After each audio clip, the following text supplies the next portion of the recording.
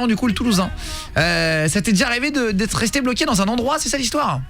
Ah mais ouais, bah, c'était chez moi, c'était en fait chez mes parents, ils ont une petite maison assez sympa, bon, donc à Castanet, assez à l'ancienne, et pour fêter mon second semestre, ils m'ont laissé prendre la maison avec des copains, tout ça, et bon, ils ont un peu bu, ils ont voulu me visiter, faire fêter ça bien comme il faut, ils m'ont enfermé dans la cave. C'était pourquoi? C'était pour quelle raison?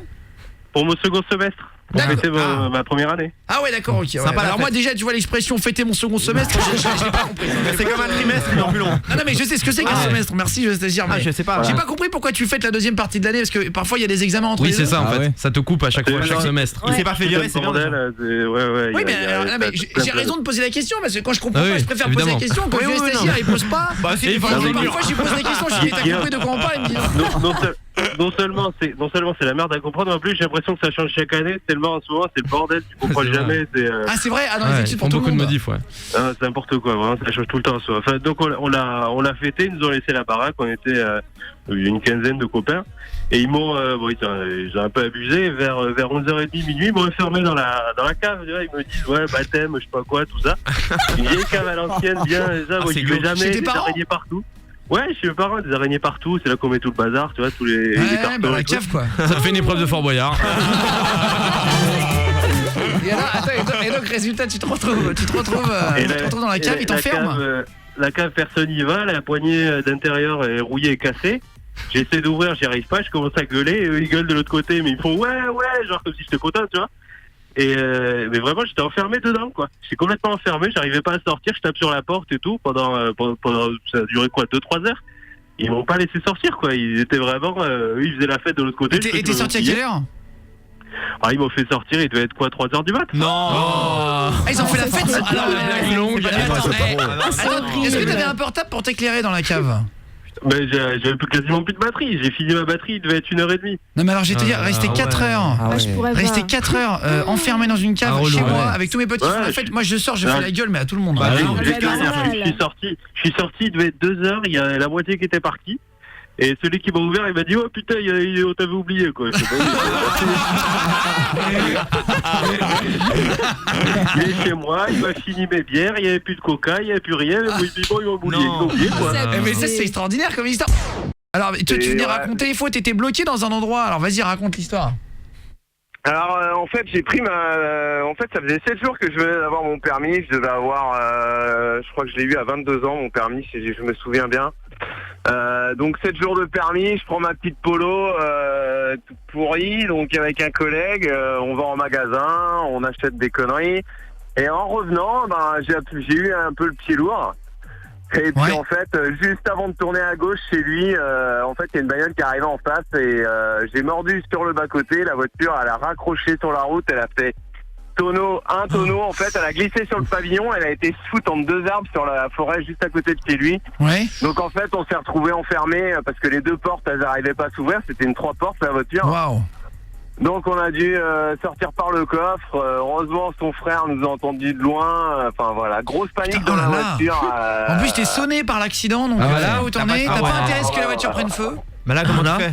Ah ouais, bah là tu casses la vie. Ah oui, tu casses pas la vie, t'as la main. Ah non, tu vois ta vie dérouler là hein. Je pense que t'es à l'envers dans une voiture, tu peux y aller de toutes tes forces avec le poing, tu casseras pas la voiture. Il y a des mecs ils prennent leur élan des Russes parce qu'il y a des Russes qui font des vidéos très intelligentes sur internet. Ça s'appelle Only in Russia sur YouTube. Ouais, il y a un peu de tout. Seulement en Russie, et t'as des mecs c'est des abrutis quoi. Non mais même pour pas mort. Mais c'est vraiment des vidéos, t'as du mal à y croire. Les Russes sont moi j'ai vu un mec se jeter d'un immeuble avec une corde et accroché à la taille et genre pour faire un saut élastique, sauf qu'il se casse le bassin quoi. Ah bah oui. Il y a tous ces potes qui rigolent etc. J'en ai vu un qui se jette d'un 5e étage dans de la neige. Ah tu l'as vu, il se met en feu. Il est en feu, il s'éteint comme ça. Il se fout le feu, il se jette dans un bloc de neige. Non mais à ne surtout pas refaire. C'est vraiment Fares au standard. Moi j'ai une technique pour casser la vitre quand on est bloqué à l'intérieur. Merci Fares.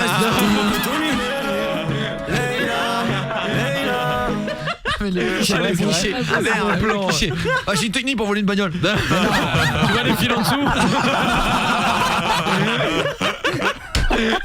Alors c'est à ne pas faire attention. Mais oui. Mais donne pas de trucs. Non, parce que ça m'est arrivé, j'étais bloqué dans la voiture. Donc en fait, il faut sortir l'appui-tête. De l'intérieur. Oui, voilà, de l'intérieur. Oui, tu donnes pas une technique de l'extérieur. Non, jamais, de l'intérieur en fait. Il faut en fait sortir l'appui-tête. Mais attention, c'est peut-être parfois, je vous dis. Il n'y a pas de hasard dans la vie. Si vous écoutez cette émission en ce moment, vous entendez un conseil, écoutez-le. Parfois, c'est le truc que t'entends. Et qui va t'arriver demain. Et qui va te sauver la vie. Non, mais c'est vrai. Alors vas-y, on va voir si c'est bien. Là. En fait, ça sert à rien de le casser avec le poing parce que soit on se fait mal, soit on réussit pas. En fait, il faut sortir l'appui-tête. Et l'appui-tête, en fait, quand tu l'as sorti totalement. Il y a 2 barres en fer. Voilà, les 2 barres en fer, en fait, il faut taper contre la vitre. Et là, la vitre, elle s'explose. Ah, c'est vrai? Ah, ouais. Et ça t'est déjà arrivé? Ouais, ça m'est arrivé. Et c'est pour ça que j'ai cassé la vitre de l'intérieur. Et pourquoi t'es resté bloqué dans une voiture? J'avais fait un accident avec mon père quand j'étais petit. C'est pas moi qui l'ai fait, c'est lui qui l'avait cassé la vitre. Ah ouais. Ah, c'est pas bête, je l'avais faire quoi. Et il a réussi à sauter la fenêtre. Ouais, en fait, il a sorti. Il faut taper fort quand même, hein, je pense. Du premier coup, moi je me rappelle du premier coup, c'est un daron ça. Ça explosé direct. Parce que dans les films et tout, quand ils mettent des coups de poing ou des coups de coude, vous ouvrez les tendons direct. Ouais, mais c'est impossible. Vous faites ça, c'est impossible. Même au pied déjà. Ah bah c'est sûr. Il y a un truc qui a été créé aussi actuellement, là on voit ça passe en pub même sur Facebook, là quand tu défiles ton fil d'actualité. C'est une sorte de petit porte-clés qui se met au niveau de la clé de contact. Et tu peux soit briser une vitre et t'as une lame aussi où tu peux couper ta ceinture quand tu restes bloqué. Ah c'est bien, j'ai pas vu ça. Ouais. C'est une invention qui a été créée. En fait, ça donne une impulsion à la vitre et ça pète la vitre, mais vraiment, c'est assez puissant. Et sinon après t'as la lame, tu passes ça dans la ceinture de sécurité, tu coupes la ceinture. Parce que parfois ça peut t'étrangler si tu fais un tonneau ou quoi. Ouais. C'est un truc de fou. Surtout quand tu tombes dans l'eau. Ouais. Attends mais t'as pas dit toi David. Ah oui, si tu tombes dans l'eau faut s'ouvrir vite. Attends, tu nous as pas dit David, t'as fait un tonneau dans ta voiture et t'es sorti par le coffre, mais comment t'as fait pour ouvrir le coffre? Bah non, je te dis, il y a son frère, mon pote, on s'est planté dans la forêt à 500 mètres à côté de chez lui, donc lui il a entendu le bruit de l'accident en fait, donc il est venu. Ah oui, c'est pas c'était vous. Ah ouais. Oh là là. Après ils vous voient. Sinon on aurait été obligé de péter la vitre, mais ou alors on aurait pris nos téléphones, mais je sais même pas ce que j'avais comme téléphone à l'époque, mais je devais pas avoir. Je pense qu'il y a 15 ans, ça devait pas être. Enfin, si je devais en avoir un, mais bon. Et c'était. Attends, ah oui, c'était il y a 15 ans, ouais. Ah ouais. Ah ouais, c'était. De la chance, je venais juste d'avoir mon permis, ouais. J'étais encore jeune, quoi. C'est énorme. N'empêche, les histoires, c'est un truc de fou, hein. Ah ouais. Qu'est-ce que c'est que cet objet? C'est pas facile de présenter un objet à la radio, faut préciser. On va essayer de le décrire au mieux. Parfois il a des objets extraordinaires. C'est pour ça que j'y arrive pas en fait. Alors vas-y, qu'est-ce que c'est? Alors en fait l'objet de ce soir c'est la plus petite machine à café que j'ai trouvée. En fait c'est une mini machine à café portable.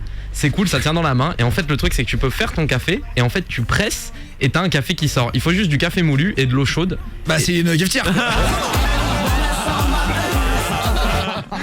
C'est une arnaque. Oui, non, c'est le mec, attends, et de l'eau et vous avez du café. Merci Jordan Labranti. Non mais les mecs, la semaine prochaine je ramène de la grenadine. Mais non, je ramène du sirop de fraise, de l'eau, je te fais une vitelle fraise. Mais quel est l'intérêt? Non, l'intérêt en fait c'est que ça peut se transporter partout. Quand t'as une cafetière Nespresso ou n'importe quoi, tu peux pas le transporter. Là je vais te faire un café, je peux te faire un café en 3 minutes. Même pas. Mini cafetière. C'est ça, mini cafetière. Elle est électrique, elle est comment? Elle est à la main en fait. Tu pompes à la main. C'est ça l'intérêt. Le Jaguar du pauvre. Alors pour vous dire c'est en fait pour vous dire c'est gros en gros comme c'est gros comme un gobelet en fait hein. C'est ça. À peine plus gros comme un gros verre. Ça fait un mug quoi. Et ouais, ça fait comme un petit mug exactement et donc tu retournes, tu mets de l'eau chaude. Donc là j'ai mis mon eau chaude dans la base du cafetière de la base de la cafetière. Ouais. OK, je suis en train de mettre mon café, tu vois. Hop. C'est quelle marque qui fait ça? C'est un truc de café c'est un truc non, c'est pas connu, ça s'appelle Mini Presso, je connaissais pas. Mini Presso. OK. J'ai trouvé ça sur internet. Attention les chroniques ne sont pas sponsorisées. Ah non, bah non. C'est des objets qu'on se démerde, qu'on achète nous-mêmes. Ah ouais. La plupart marchent pas. Jordan Labranti, si on s'est payé les gens, on serait dans la merde. Donc on a décidé de. Ça nous coûterait plus cher en remboursement. Non mais en plus c'est pas grave parce qu'on serait obligé de dire du bien des objets nuls. Ah bah oui. Ah ouais. Et donc c'est ça qui est marrant, c'est qu'on essaie des objets et puis quand c'est nul on le dit quoi. Voilà. Donc là j'ai mis mon café. T'as mis une dose de café. C'est ça, j'ai mis une petite dose avec une petite cuillère. Là t'as vissé dans un petit truc en fer. C'est ça, je suis en train de visser. Ça ressemble à un mug noir. Ouais voilà, c'est ça. T'as mis de l'eau chaude dedans. C'est ça. Et là en fait il y a une espèce de petit bouton. Attends, ah oui donc c'est électronique alors. Non en fait c'est un truc que tu tournes. Ah d'accord. Ah oui. Piston. C'est un shaker, un petit piston qui sort sur le côté. J'espère que c'est bien vissé surtout. Vas-y, après l'eau bouillante. Donc là il y a 6 coups à mettre de base pour vider un peu le filtre. Donc j'appuie. Vas-y. hop, donc là j'appuie. Ça va tellement pas marcher. Mais si, combien on parie que ça marche pas? Attends, Jordan l'apprenti nous a quand même présenté 10 objets d'affilée qui n'ont pas marché. Échec sur échec. Mais non, ça va sortir. Mais non, mais attends, mais donc du coup là ça sort du café. Mais pourquoi tu le fous là-dedans, du coup on peut pas le boire? Non, mais là c'était pour filtrer au début parce qu'il faut toujours mettre les premiers coups un peu sur le côté. Et là ça sort, on peut le boire là. Et là et franchement si ça marche, je vais vous dire l'objet. Bah je vais te faire des cafés tous les soirs, ça va me faire chier. C'est marrant, ça m'énerve. Alors Jordan l'apprenti ça va devenir notre cafetier personnel. Moi Georges Clooney. Mais par contre si ça marche pour les campings, si vous partez en camping l'été, les pique-niques. Et pour vous les routiers en voiture, tu peux faire avec la taille d'un mug, tu te fais un bon café. Attends, il est bon. Là je t'ai fait un fond là, j'ai fait vite. Bon après c'est pas un café qui coûte très cher de base, donc t'attends pas une qualité de fou. Attends, ça sent bon, l'odeur est l'odeur est café normal. Alors excusez-moi, je goûte. Alors déjà dis-nous le prix en attendant. Alors le prix c'est à peu près une 50aine d'euros, ok, et tu peux trouver ça sur pas mal de sites. Il a pas l'air bon. Un peu. Si ça va. Ça va? Ouais putain. Bon bah voilà. Non. Enfin un objet qui marche putain. Non mais j'y croyais plus. Franchement pas mal. Ah merci, bravo. Merci beaucoup. Jordan apprenti, un objet qui fonctionne. Tu as dit combien ça coûtait? Ça coûte à peu près une 50aine d'euros. Attends, à 50 balles c'est cher. C'est un peu cher, ouais. C'est un peu cher. Eh ben franchement, et je suis non mais je vous le dis, je viens d'en reprendre Aude. Mais attends, mais il faut avoir de l'eau chaude sur soi. Oui. Non mais après d'accord, mais je veux dire non mais là alors elle a pas totalement tort. Si t'es dans un camion ou quoi, alors c'est un camion. Je veux dire à quel moment tu chauffes de l'eau à part dans le bol aux toilettes? Mais tu t'arrêtes dans une aire de repos ou quoi? Non mais en fait oui mais attends, non. T'as de l'eau chaude là-bas. Non mais il y a des mini bouilloires avec des prises allume-cigare, tu fais chauffer l'eau et tu peux te faire un café. Tu prends dans un thermos. Et même pour les campings en fait parce que là tu prends il faut juste de l'eau à peu près chaude. C'est ça. Là et tu la fous en fait dans un petit thermos et ça sort un vrai café avec de la mousse et tout. Franchement c'est pas mal. Alors vas-y donne le nom du truc. Je vous le conseille parce que quand c'est de la merde on le conseille pas. Et là c'est quoi? Là ça s'appelle Mini Presso et la marque qui fait ça c'est Wakako. W-A-C-A-C-O. Le nom est marrant. Ça fait un peu Shakira. Non ça fait un peu indien dans la ville. Ah oui. Wakatepe Baboun. Tu t'es retrouvé bloqué où? On se racontait des fois on a été bloqué quelque part avant de se faire Big Flo. Du coup, moi, je me suis retrouvée bloquée dans une voiture lors d'un accident. Ouais. On a percuté un arbre et en fait, il y avait plein d'arbres qui entouraient la voiture et ma portière s'est retrouvée bloquée et moi j'ai pris peur parce que je ne savais pas que de la fumée sortait quand l'airbag explosait. Ouais. Il y a de ça longtemps et du coup j'ai complètement paniqué et je sais pas comment j'ai fait mais j'ai réussi à sortir par la portière conducteur mais d'un bond phénoménal quoi. Attends mais vous étiez, il y avait quelqu'un au niveau du siège conducteur, il était où? Et du coup elle a pu sortir parce qu'elle avait pas paniqué rien du tout donc elle était sortie tranquillement. C'était la voiture de police? Non du tout non. C'était il y a quelques années déjà et j'étais avec une personne qui venait d'avoir son permis et visiblement il savait pas très bien conduire.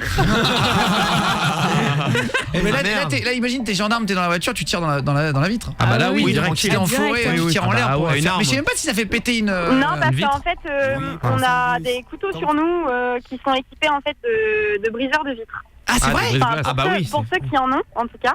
On a la possibilité d'avoir un briseur de vitre et un coupeur de ceinture sur nos couteaux. Donc en fait on peut briser. Ah ouais, t'as de l'autre. En fait, il faudrait qu'on ait tout ça dans la voiture. C'est ça qui fait après si tout le monde a un couteau dans la voiture, c'est peut-être pas bien. Il y a peut-être certaines personnes, c'est lui qui sait pas de couteau. On va rester avec la même cigare, c'est très bien. C'est déjà bien. Ah, c'est clair. Tu veux faire une dédicace en tout cas, Charlène? Ouais, je voudrais passer un petit coucou à toutes les forces de l'ordre, tous mes collègues qui m'écoutent et qui sont en service, voilà. Vas-y, y a pas de problème. Donc, alors, bon courage. Eh ben bisous hein. Ça fait combien de temps que t'es dans la gendarmerie toi? À 20 ans là? Ça fait 3 mois que je suis titulaire et sinon ça faisait 1 an que j'étais. Avec ta petite voix toute mignonne. Ah ouais. Trop chou. On s'imagine pas que tu peux foutre des casquettes, tu peux foutre des points en moins.